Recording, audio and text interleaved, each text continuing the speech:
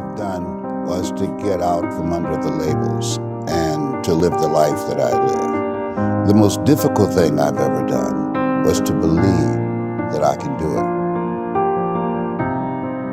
The difference is that when you don't know what's impacting you, and it's something that's holding you down and you're not aware of it. There are things that when you, in my situation, when you live in a dominant culture that is designed to destroy your sense of self and your belief in yourself, and you have to learn ways in which you can begin to connect with this power that you have within yourself to handle where you are. The key is to be constantly in a perpetual process of discovering the truth of who you are and fighting constantly to look for ways in which you can escape the inner conversation. Between ages 0 and 5, we determine what's available to us and what's not available to us. And so that was a defining moment. I knew there are certain things I could not do, certain places I could not go. They used to have signs on Miami Beach that said, Jews, dogs, and coloreds not allowed. And so now you have to operate within the constraints of the dominant society and the things that they've created for you. And it's a challenge to see yourself beyond that and to work to get outside of that, even after those laws have changed, because that has become so much a part of you. You unconsciously operate within the parameters of what has been put in place. Like you're driving on the expressway, the 405, and you'll get off on an exit that you weren't going in that direction, but you unconsciously did it because you've done it so many times that many people, because they're not making a conscious, deliberate, determined effort to think outside of what life has thrown at them, they end up doing the same thing over and over and over again. Einstein said that thinking that has brought me this far has created some problems that this thinking can't solve.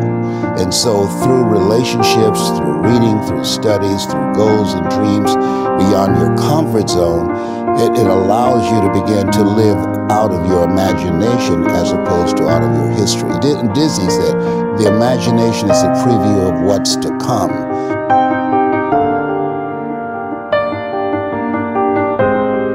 They have to expose themselves to something that will give them a different vision of themselves. And in addition to that, they have to put themselves in a community of what I call OQP, only quality people. A gentleman who dramatically transformed my life. I was a junior at Booker T. Washington High School in Miami, Florida, and I went in his class looking for another friend.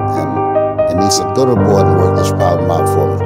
I said, sir, I can't do that. He said, why not? I said, I'm not one of his students. He said, do it anyhow. And the other kids started laughing, saying, he's Leslie, he's DT. And he said, what's DT?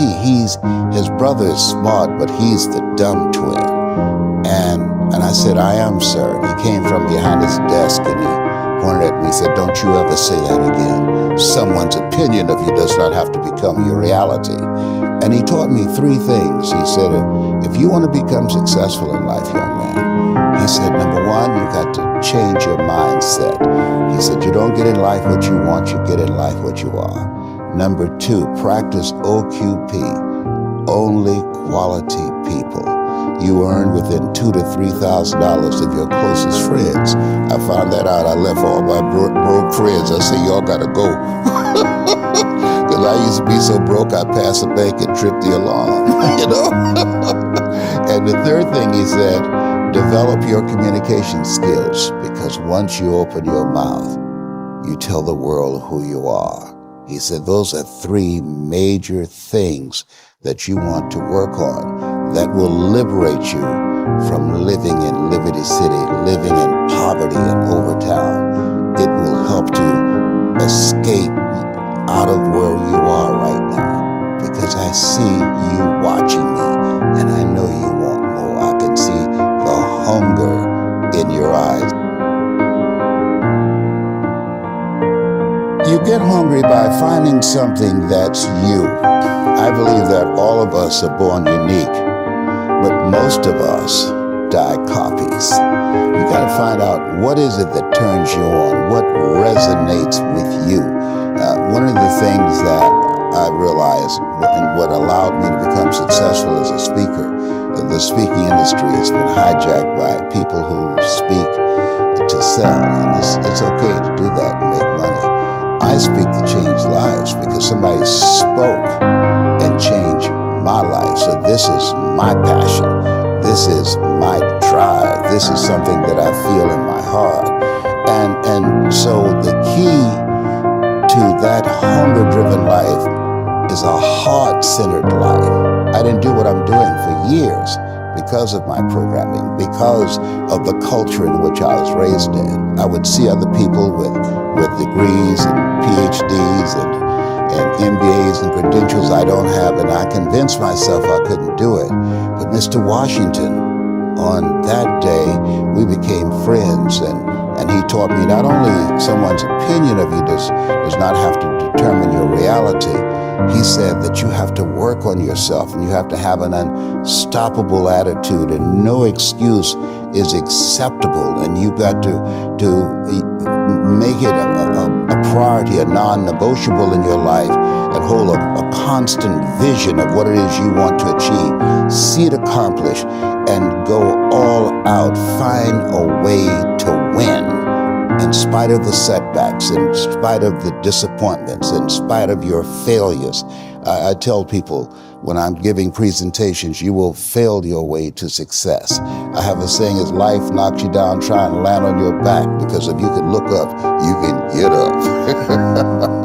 And so those experiences of going after goals that's beyond your comfort zone, and having relationships that will challenge you, and surrounding yourself with coaches and mentors who can take you to a place within yourself that you can't go by yourself because you can't read the label when you're locked in the box.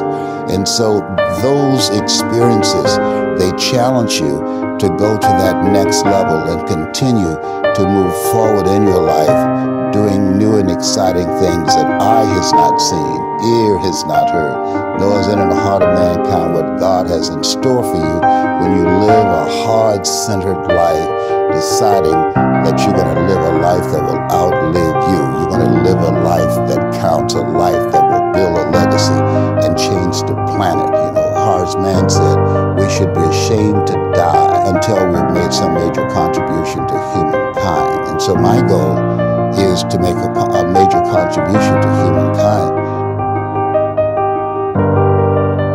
Every day when I get up, my mindset is, what is it that I can do to touch and impact somebody's life today? What is it? What does that look like?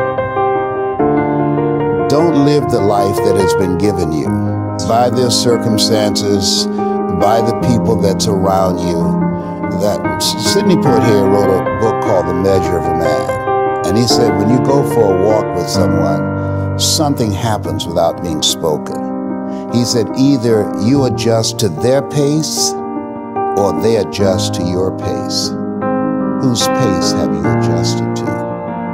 And so there are things that we pick up and we think that they're our choices, but they're choices that we've been programmed by life to do.